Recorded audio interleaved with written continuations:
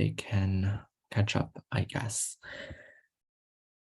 So first of all, this is still the same PowerPoint from the MIT course. So there might still be some problems, like a lot of overlapping between the languages, but I think it's good. I'll just skip over the parts that are irrelevant. And just you guys bear with me, the PowerPoint this time is much shorter than last time's. So yeah. Just a little bit of review for last week.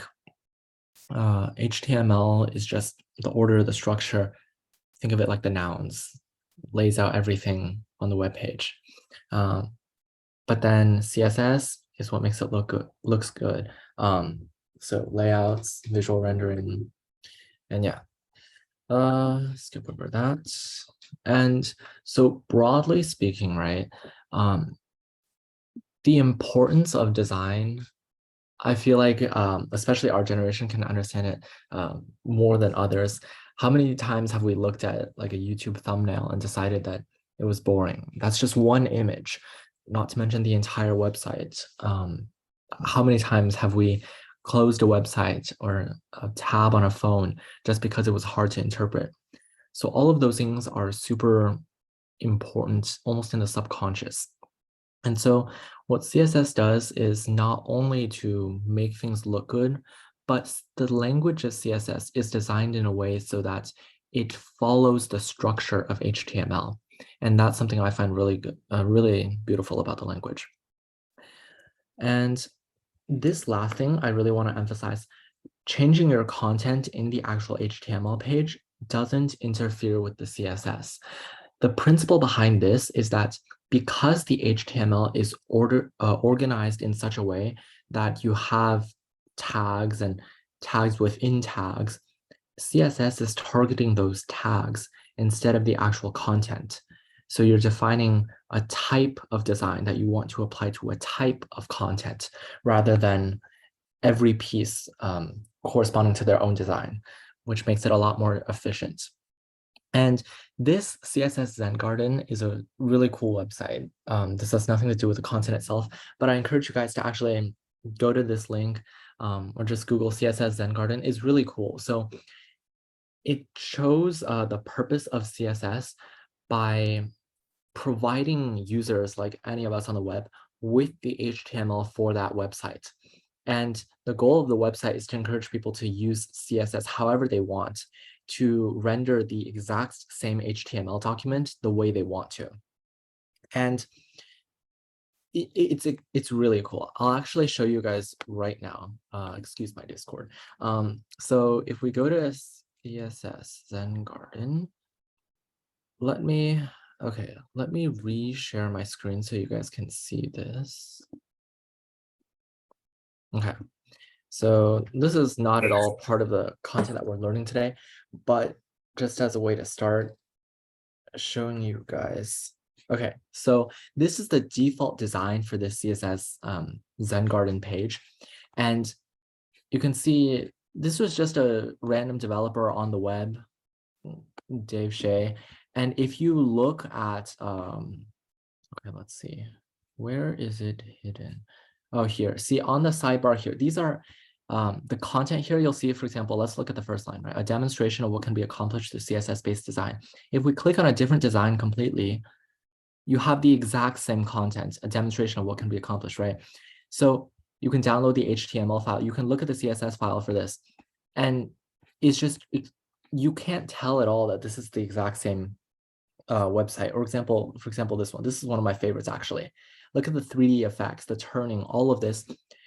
This is targeting the sections within the HTML, not the actual content, which is why, given the exact same text, you can apply it to different areas like this, or organize them in paragraphs or with different colors, but still have the exact same HTML. Okay. I noticed some other students joined a little bit later. So just really quickly going back, CSS is just creating the design, the adjectives, if you will, of a web page. And it doesn't depend specifically on the content of the HTML, but rather depends on the way we organize the HTML. Okay, so for an example, right?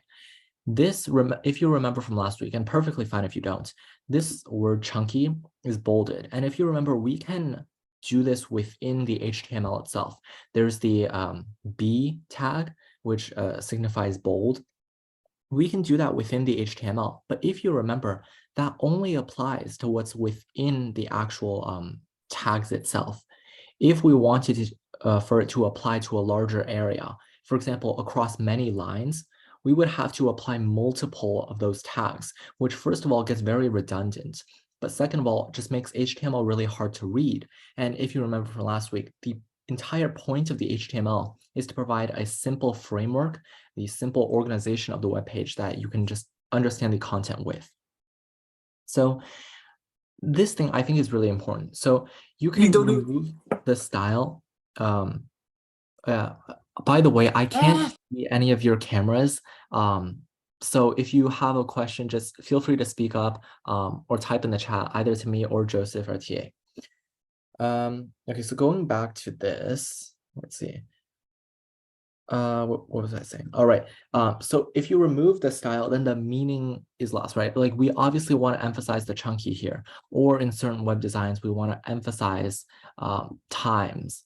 This is something you'll see through various messaging apps, social media, and all of this is rendered not specific again to the content, but to the organization. Okay, so okay, actually, I'm gonna skip this and this. Okay, so all you need to know about CSS is really two things. First is selectors. And notice how it says that using CSS, you're selecting the elements you want to modify. So let's go back to the replit that we were using. And okay, let me send the link in the chat just in case you guys want to work on it while we're on class. I encourage you guys to just experiment with it. Sorry?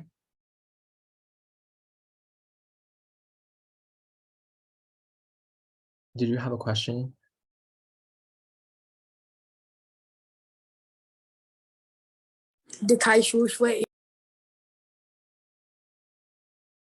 Sorry, I think you're kind of cutting out. Could you message in the chat maybe? Or Joseph can help answer your questions as well.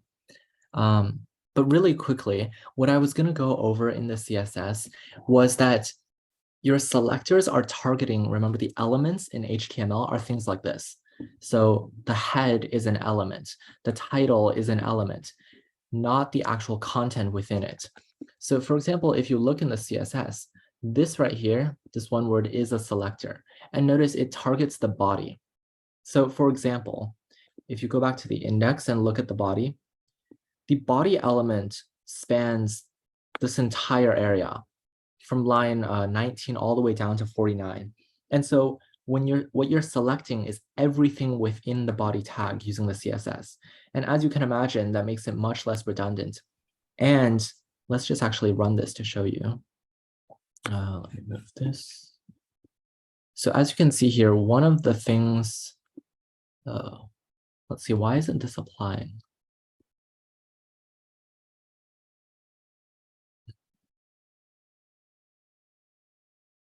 Okay, well, okay, I'll explain what's wrong here later after we've gone through the actual content within the CSS. It'll be easier to understand that. But basically, just know that you're selecting an entire area, not the actual content. And the second piece you will need to know is assigning values to properties. These three words you're going to want to memorize, understand. Selectors are what connect the CSS to the HTML. The values are just, for example, properties. For example, properties are things like margins, display, how you align things, justify them, and then the values themselves are just here. And again, as with HTML, don't worry too much about not being able to memorize all of these things. For example, if I were, let's just do background color for now. As you can, okay, let me go back. So you can see that it's using like the hexadecimal codes for the colors rather than like, for example, magenta or pink or what we would call that. But for example, if I type red, it'll automatically fill it in for me. or even like cyan or something that's like not as common. So a lot of your IDEs or like interactive developing environments, they'll fill things in for you and show you different options as well. So again, don't worry about the values themselves. And at the same time, you don't have to worry about the properties either. Because, for example, this property right here, justifying the content, right? Like right off the bat, if you're not familiar with CSS, you might not even know what that means. Justifying the content. I'll just tell you right, that means like centering it to the left, to the right. But these things, just Google them, and as always, like use W3 Schools or any other resources you find on the web. No developer, especially when it comes to web development, is going to have any of these things or like most of these things memorized. Okay, so going back here, right. Okay, they actually have a good example here as well. So again, the selector is the connection to the HTML tags. They're the exact same as the tags. There's not going to be any sort of modification between CSS and HTML. The property, what you're trying to define, it's like the variable, and then the value for the variable. Yeah, okay. So as with HTML, the spaces, the new lines, the white spaces have no effect whatsoever. With HTML, that's more to make it readable, but with CSS, well, less important because you have things like brackets or things that you would typically see in a backend language like Java or Python. So they don't matter as much. But yeah, just keep that in mind. Don't worry too much about the white space. And so side note, CSS stands for, I don't know why they didn't put this here, cascading style sheets. And you'll see why that is in a second. Cascading style sheets, CSS is typically applied not just in one style sheet. And by style sheet, I mean one of these documents. So for a lot of websites, you'll see multiple of these because as you can imagine, it'll get extremely long. For example, for the body section itself, I'm going to want to define this, but within the body, there might be paragraphs I want to bold, a title I want to bold. I might want to italicize just one punctuation mark, which might be better done in HTML. Or I want to have images, a button that I want to click. I want to format some of them differently than others. It'll get extremely long very quickly. And so what you'll see is that with some developers, what they'll do is split up the HTML into sections. So they might have an entire CSS style sheet devoted to the body, and then another one to the head or other things like that. So that's why we call it cascading style sheets. Yeah. Going on to this. Okay, this is actually one of the most important things in CSS. So the way that you select things in CSS is directly correlated to the way they're nested or placed within the HTML. So we saw a simple example. We can select body and then have our brackets. Anything within the brackets is going to apply to the body in the HTML. We can have something apply to the paragraphs, a div, or a strong. For example, I don't even know what a strong is off the top of my mind, but the HTML is there for reference. So aside from that, you can select multiple things. And the, okay, I actually don't like this example, but we'll go with it. So the nested elements, which if you recall from the HTML, are a tag inside a tag. So completely enclosed within a tag. You remember, you can't have half a tag. So there's no ambiguity there. But if in this case, I would be selecting a strong element that was within a paragraph. This, I would be selecting paragraphs within a div. Or sorry, my mind is not with me today. The other way around. So paragraph within a strong and then div within a paragraph, et cetera, et cetera. So yeah, that's how you select nested items. And then at the same time, you can select multiple, just use, what are they called? Commas to separate them. And then the one thing that they didn't mention, let me see. Oh, okay, they did mention all of them here. Okay, so a class, I believe we talked a little bit about it last week, but just to refresh your memory, a class within HTML is, if you go back here, it's the inline definitions. So for example, let's just create something new here. So let's create a new div. And within that, let's say class demonstration, right? Demonstration. Okay. Now I can specify this having an attribute, a class of, let's see, this is our session 3. So I'm just going to call it class session 3. And as you can imagine, I can create paragraphs, nested things that all have the same class.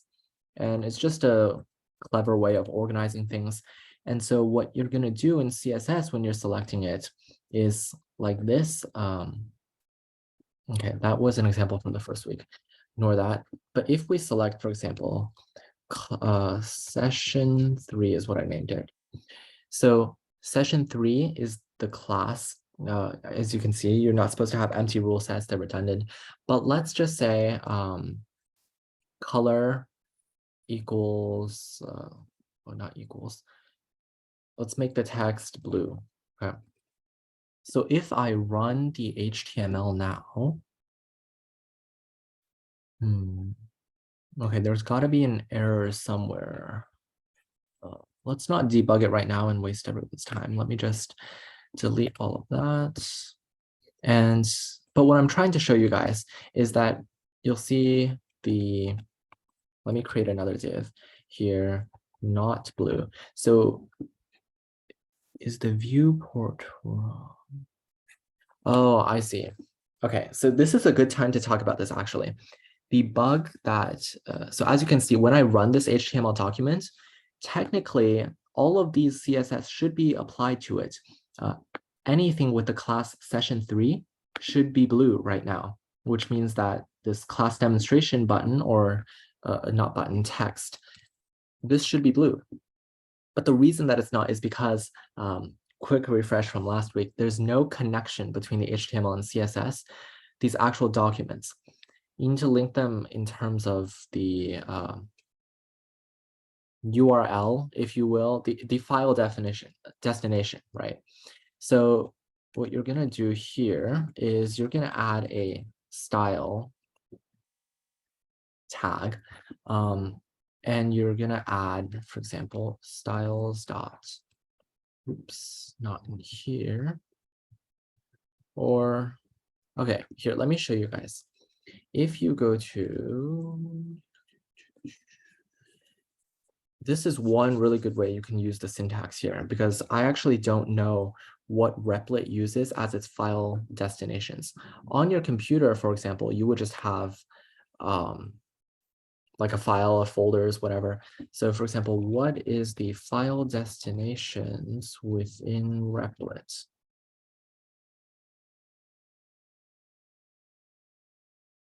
Okay, specify something else. So for example, or let's just give it exactly the scenario that we want to solve for now. Okay, so how to link a CSS file into HTML and in Replit.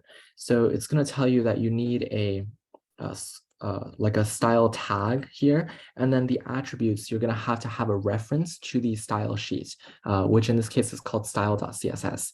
And I'm just not sure if it's, okay, so okay, sorry guys. I know I'm going a bit off topic right now, but or a bit out of order right now. But something really important for you guys to remember is that change that for a second, is that you have to know what sort of development environment you're in. So right now we're in Replit, right? And Replit is like completely online on a browser. It handles a lot of the backend stuff for us.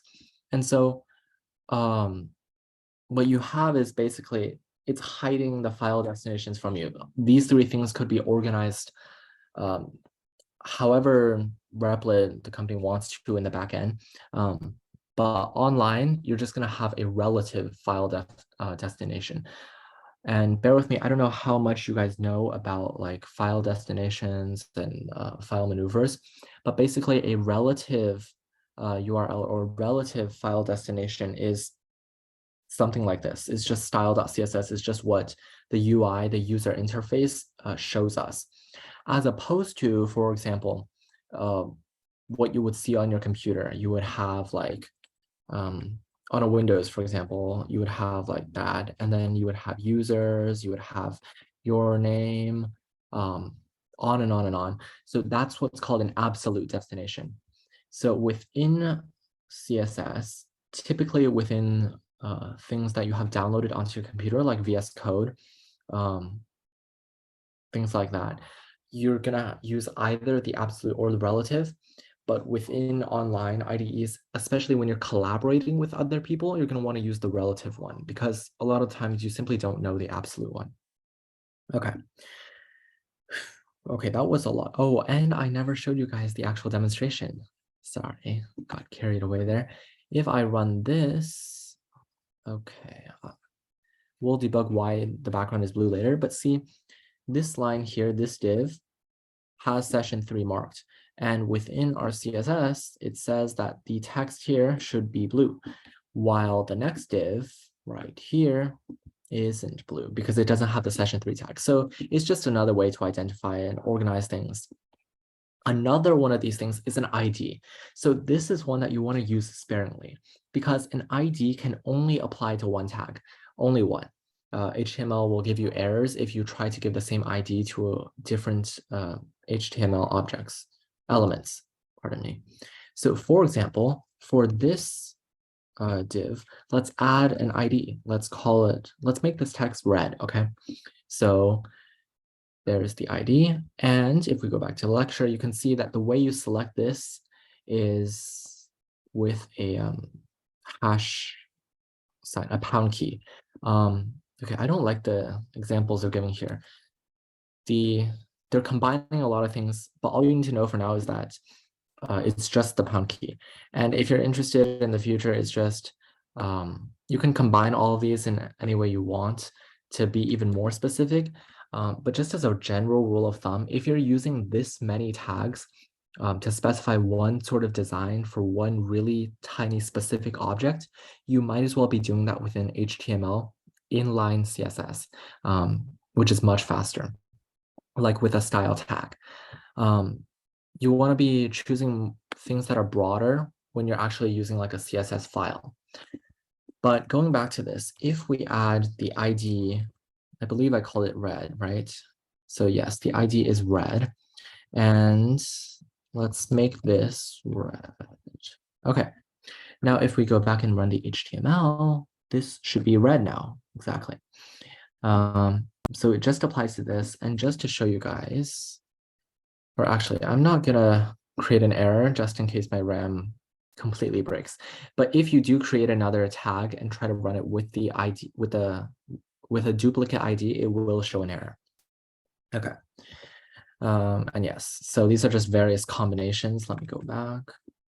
Even more combinations down here. You can have a class and an ID, class, multiple selectors, plus more classes, plus even more, plus yet another ID.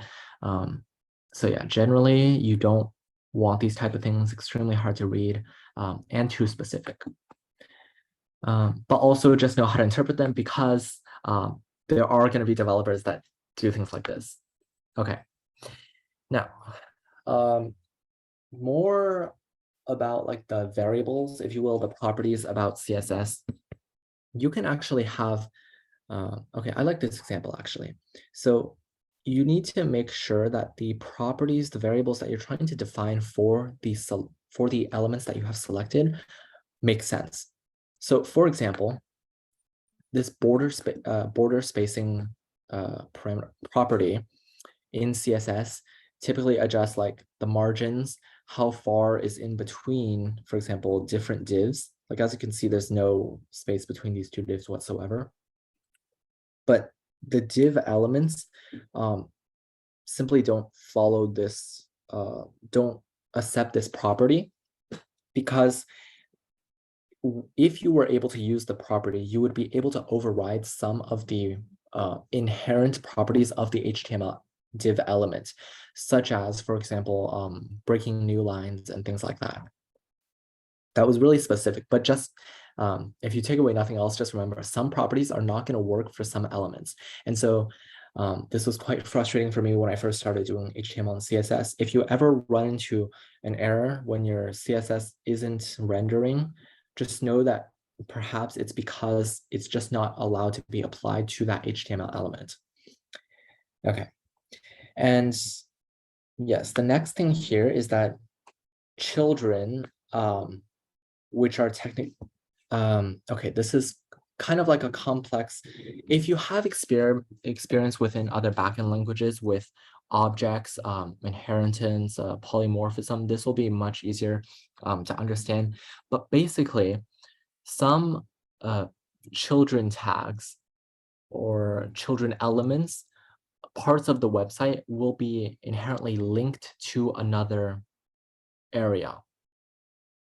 So the way you see this within the HTML is, for a concrete example, like this. So the body tags here encompass everything from lines 22 to 31. And so this div right here is called a child. It's going to share the properties of the body. And this is not quite as, okay, let me just give you an example. So within the body tag itself, you can see we have no like text randomly just out here. But I can still apply, let's see, go down here, text, and let's make the text in here, I don't know, brown or something. Sorry, text color, or we can just abbreviate it to color. You'll also find that there's a bunch of abbreviations that you can apply. But yeah, that's just more detailed stuff. The thing I want to point out is, if I get rid of these two things, so I have no specific CSS for session 3 or the ID red, and then I run this again on the body tag, you'll see that these words are still brown because they've inherited everything that applies to the body. So everything within another thing is going to inherit the things that the outer thing has, if that makes any sense. But if I go back to the CSS and I replace these two, let's see what happens when I run this. They're actually back to their original colors that we defined them because of overwriting. This is kind of a bad practice within CSS, but sometimes it's also inevitable. And in this case, this is a bad example because, for example, I'm specifically, without this class here, this child div automatically says, okay, I'm a child of body. Body has brown text, so I'm going to be brown. But I've overridden that with a later statement saying, okay, now I want you to become blue.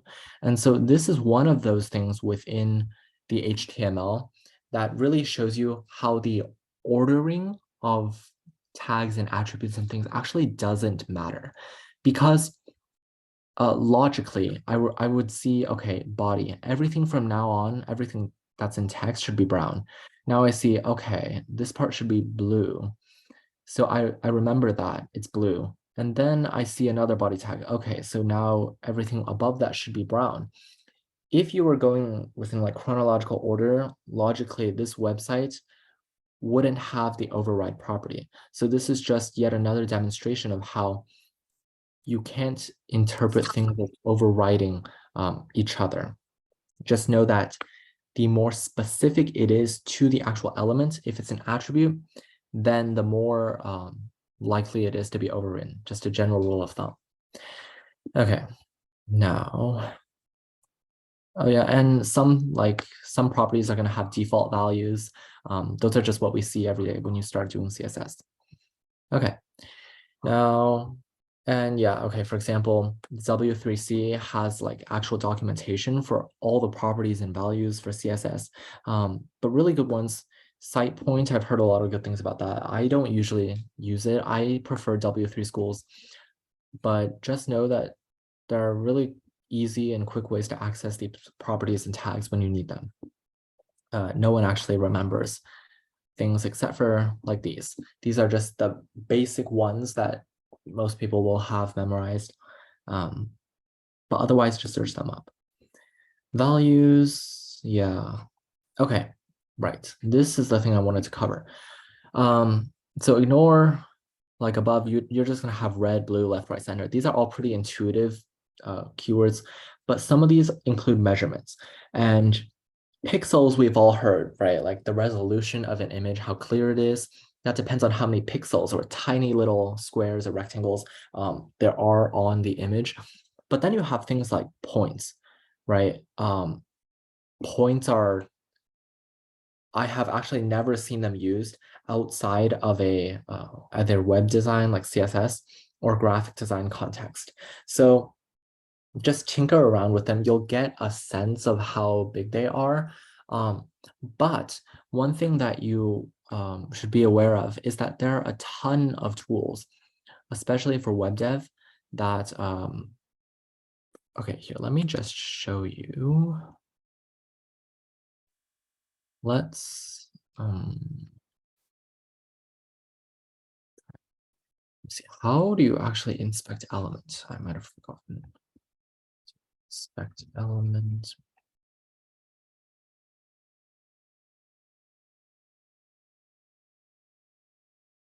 All right, option, okay.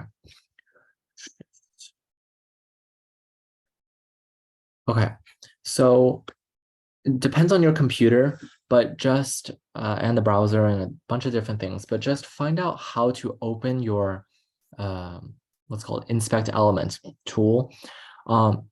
Google's version is one of the best, but once you have inspect element open, this is just a general rundown of the actual HTML and CSS that's being applied to everything over here on the actual website. And one of the things that is really nice, let me see, this layout is weird, but what you'll see is that it'll actually show you the dimensions of your screen, right? Okay, so it's going to show this. If you scroll all the way down on the actual styles tab, it'll show you the layout of your screen right now. It'll be different for you guys, or maybe the same. But as you can see here, this shows this is 945 by 849 pixels on my screen. And so you're going to have some padding, some margins, borders, but it gives you a general sense of how big your screen is. And so what web developers will often do is just use the built-in tools to your browser, find out how big that is, and use that for measurements. It's much more precise than just working around, experimenting, especially when you have such small units of measurement and such big values. Okay. And the last thing, yes, percentages. This is just the easiest, I would say. This is what most people are going to use for responsive design, which I'll touch on, or I guess I'll just mention it because we're going to cover it in a later session as well. But responsive design is basically what happens when your browser or on your phone, when the size of your screen shrinks. So as you can see here, I can change this.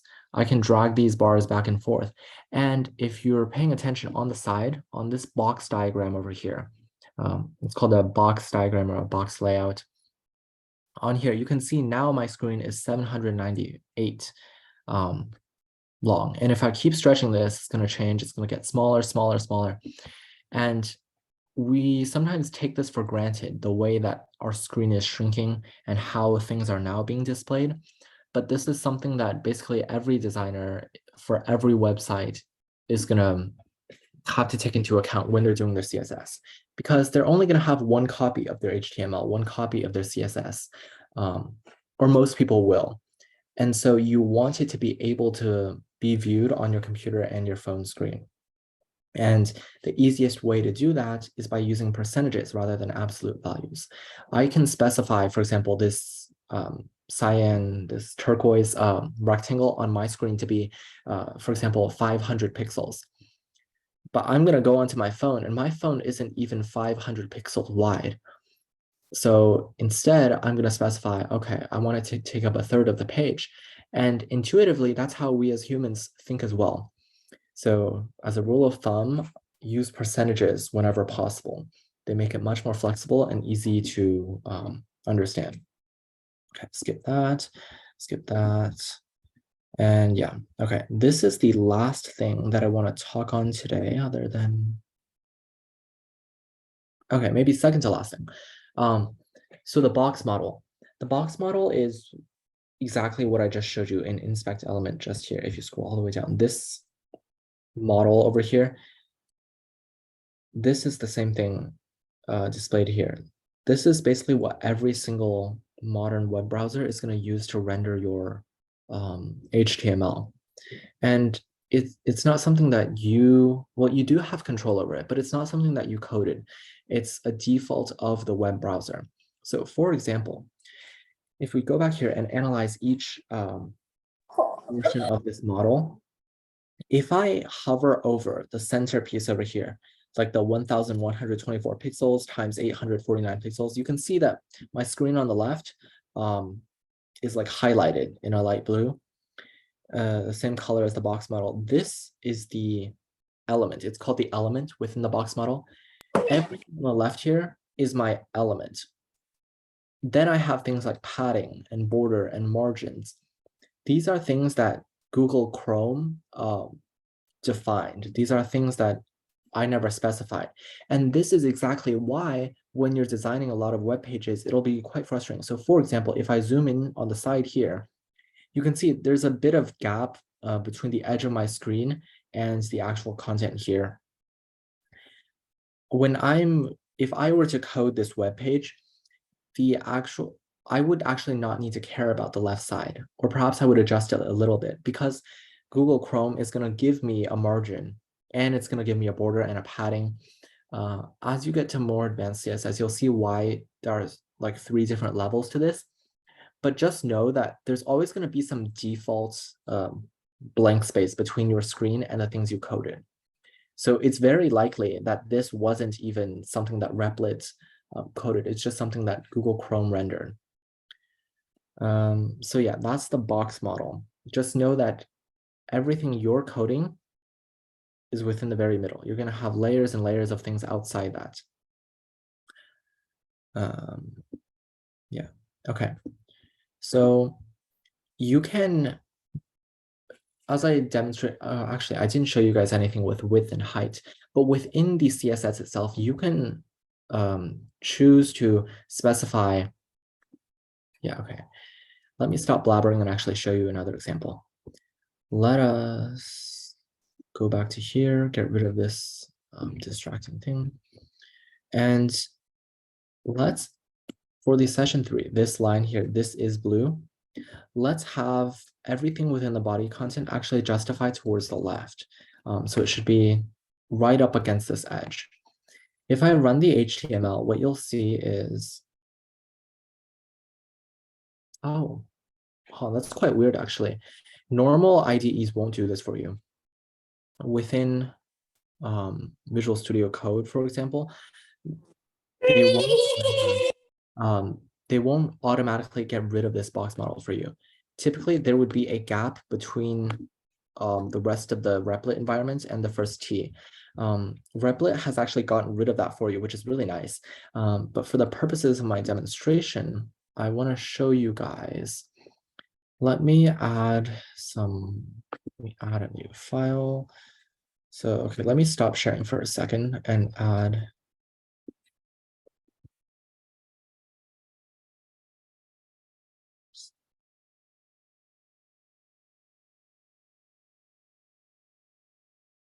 Okay.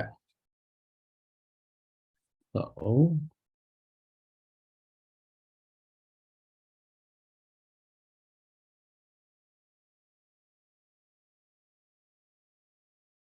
okay, let me share my screen again.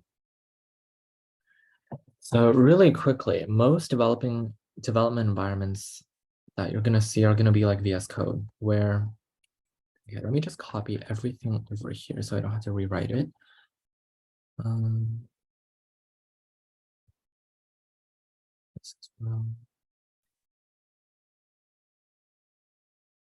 If I were to actually open this document in the browser, let me change this for just 1 second. styles, plural, okay.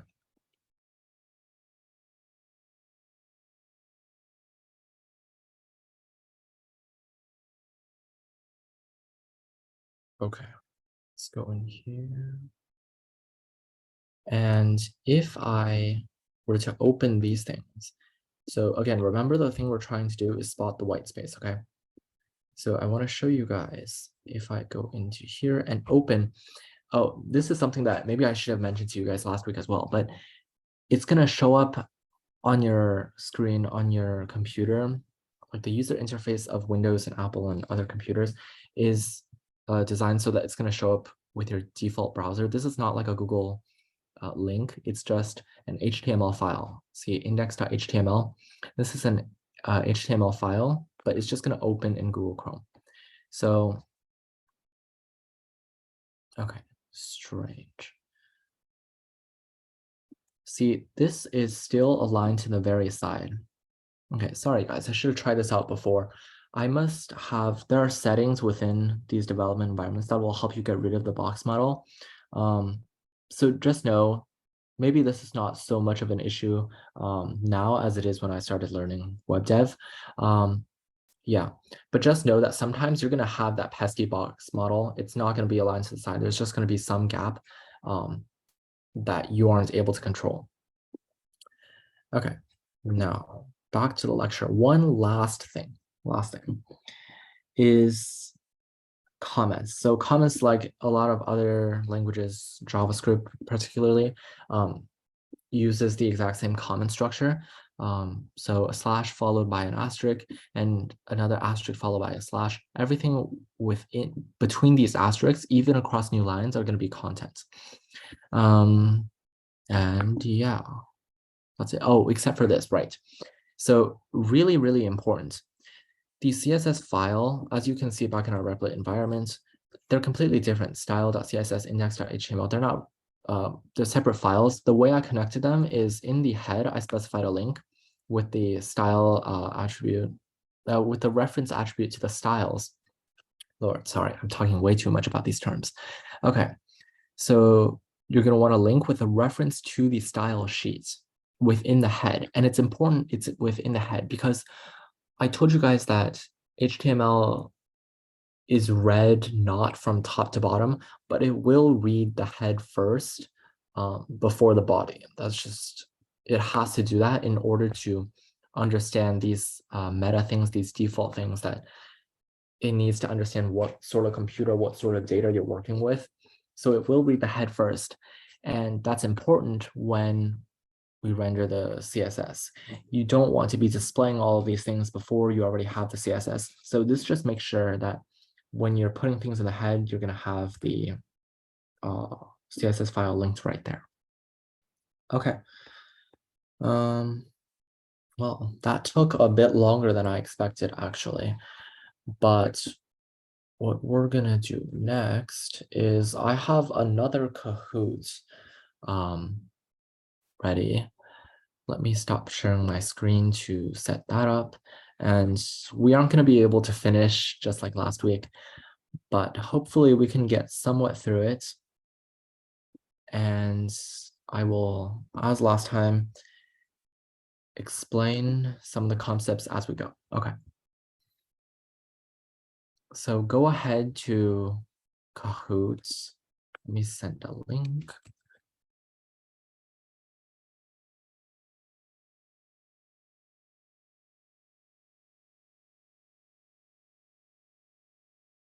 And let me send you guys the game pin. Ooh.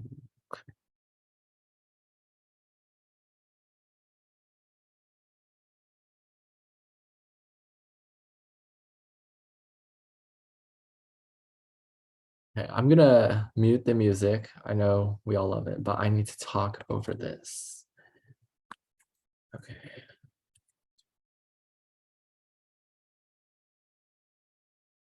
Okay. Copy that code within to join. And yeah, I'll give you guys like 1 or 2 minutes to do that.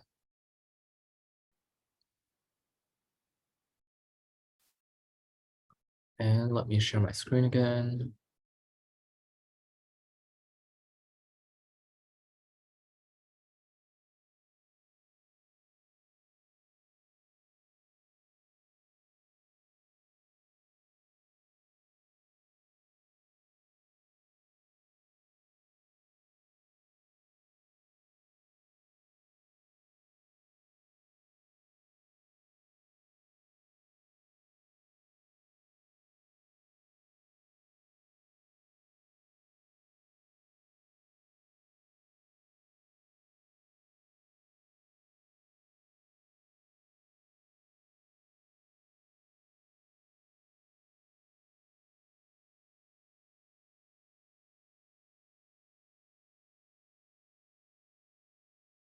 Okay, great. 3 more students. Um, if you guys haven't joined, try to get there. But I'll start in a minute. If you guys haven't joined, just follow along on my screen. Um, and yeah, we'll learn the same way.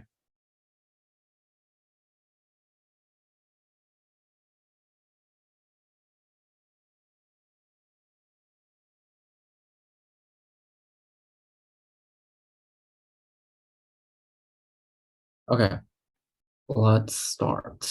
Otherwise, we won't have enough time to get through. Yeah, and there's a little bit of HTML review within this. Um, I just like to include that so that you guys don't forget everything. So first tag that you should have in an HTML document, yeah, go ahead. If you guys don't remember, completely fine.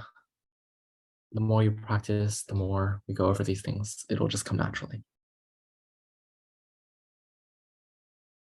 Okay. It is. Oh, okay, close. I can see why you might have picked head. Head is the metadata. It's the start of the actual content. The doctype.html is just for the backend computer to understand. Next, let's go. HTML code stacks up like measuring cups. Okay, let's skip this one. I want to get to the CSS.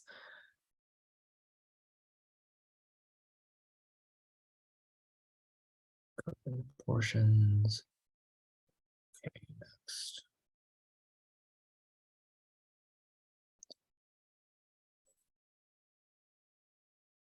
Okay, skip this one as well.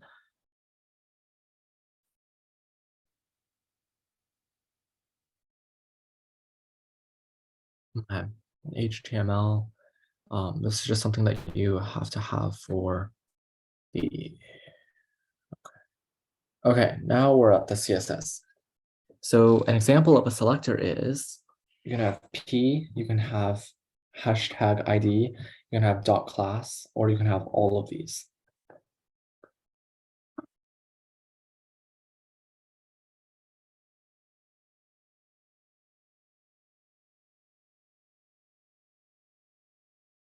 Ooh, okay. So, okay, I can see why you guys put this. So just note for the red one, the P, that's just simply selecting an element by itself. Nothing special, just an element. And that's just going to be the text, what the element is called. This hashtag ID, it doesn't necessarily have to be ID. It's just whatever you name the ID, but just know that the hashtag specifies an ID. And then dot class. Yeah, I can see all of you guys got that right. Classes are selected by a dot. Okay. An example of a property in CSS is you can have color, you can have font size, font family, or all of these. I don't expect you guys to know this off the top of your heads. I did tell you guys after all not to memorize the properties, but these three are, yeah, okay, nice. You guys all got that actually. These three are all part of that key properties list that I showed you in the PowerPoint. In CSS, an example of a value is, so remember it's a value. You can have a hex code, you can have the word color, you can have the word text size, or you can have the word href.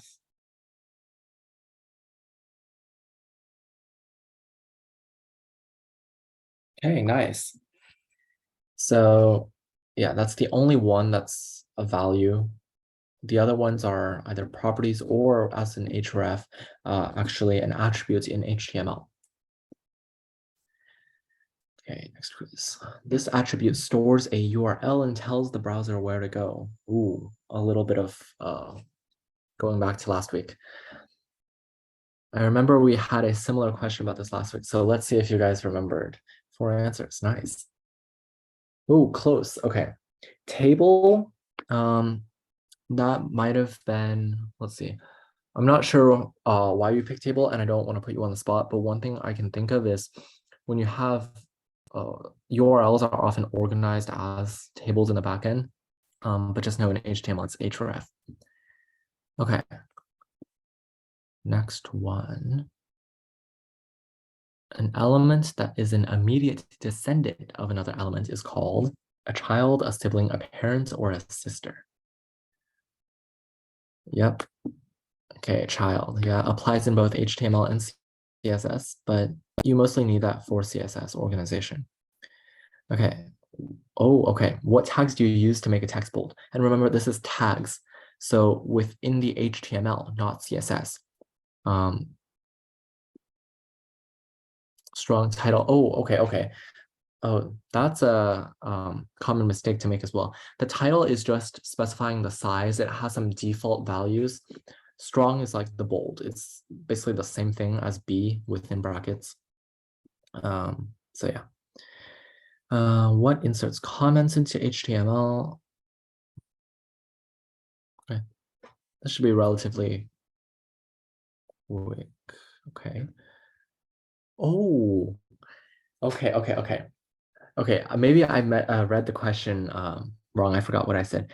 Nice though. For those of you who pick, okay, so this red option here, this is for HTML, but I like where you guys were thinking with the yellow one. That's for CSS.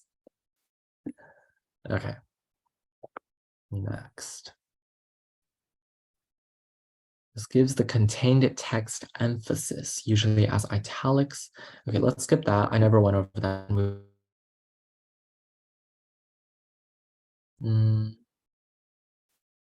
Okay, also not this one. This is more HTML, but more CSS. Okay, this one's just a quick fun one. What does CSS stand for? Powering silly supervisors. I like that.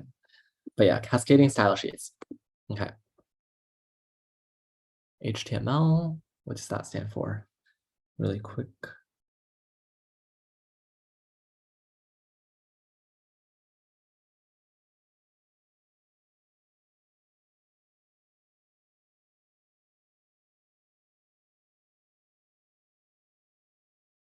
Nice. Okay. These are also called chevrons that enclose HTML code. Okay. Since we're running short on time, I'm just gonna skip all the HTML from now on, so that we might actually finish this time. Okay, these are braces and enclosed CSS code. So I didn't actually touch on this, but to use parentheses, greater than, less than signs, brackets, or curly brackets to specify the content after a selector.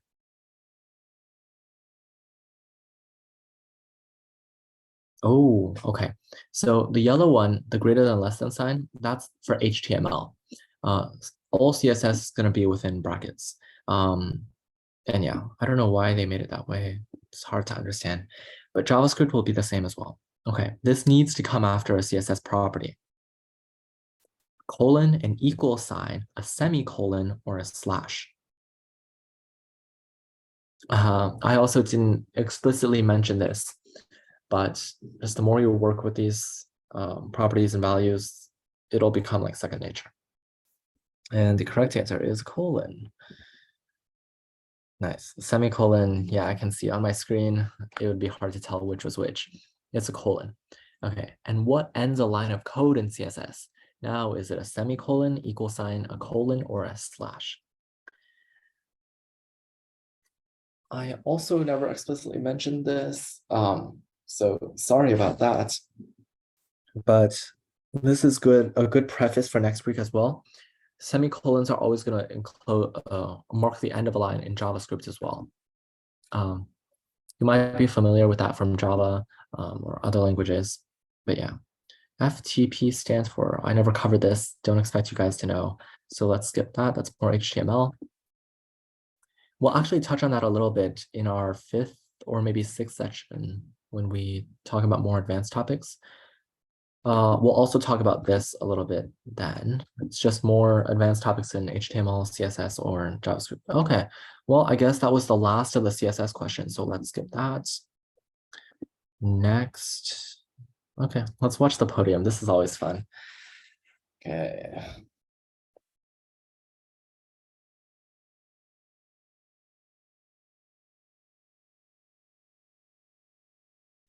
Nice. Okay. Now, let me stop sharing. That's it for class today, everyone. As always, reach out with questions. But also really quickly, I sent out the HTML, CSS, and JavaScript PowerPoints in the email in the first week to both you and your parents. So yeah, feel free to look at those if you want to go over anything again. And if you want to look ahead to next week with JavaScript, be my guest. And yeah, please speak up if you guys have questions, concerns about the pace, especially if I'm going too fast or too slow, and the format as well. So yeah, see you guys next week.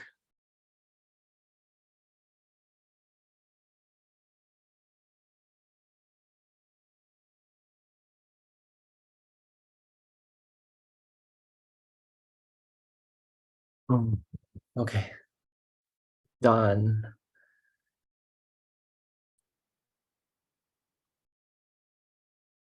If you're talking, I can't hear you, but oh, wait, maybe my audio is broken.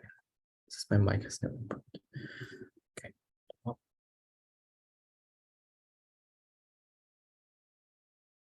okay. Bye, Joseph. I have no clue if you can hear me, but yeah. Bye. Oh, nice. Okay. You should go eat dinner as well. Bye.